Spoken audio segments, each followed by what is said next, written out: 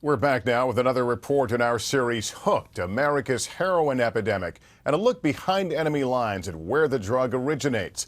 Federal authorities say that while most of the heroin in the United States is produced in Mexico, much of what's consumed along the East Coast comes from Colombia.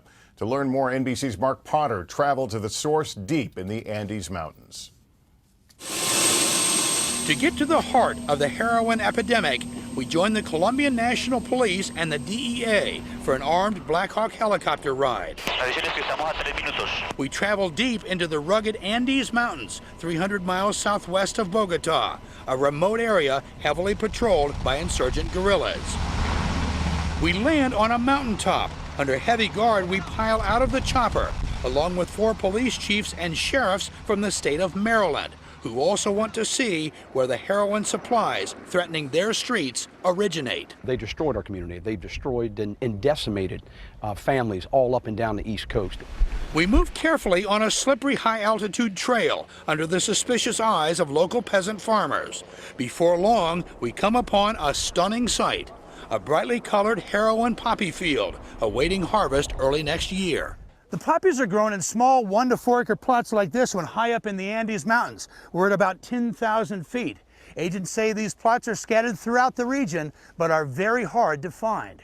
To make heroin, each of the poppy bulbs is carefully sliced to extract the milky substance known as latex, which is then processed in small homemade labs. This bumper crop of about 4 acres will produce about 1 kilo of heroin for you. The processed Colombian heroin is then smuggled to the U.S., either through Central America and Mexico or by air and sea routes in the Caribbean, eventually ending up in American cities along the eastern seaboard, including Baltimore. So you have a bunch of deals going on right now over there. Here, just outside this drug rehabilitation center, we see what federal agents say is one of many heroin deals going down in broad daylight. So the deal's done, and they're going in their separate directions. Authorities say Colombian heroin is destroying neighborhoods here. We have so much heroin that we're seeing prices at an all-time low and purity levels at an all-time high.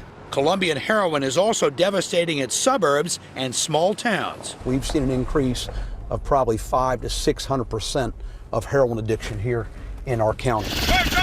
So Colombian authorities and the DEA are working together to try to cut off the supply at its knees.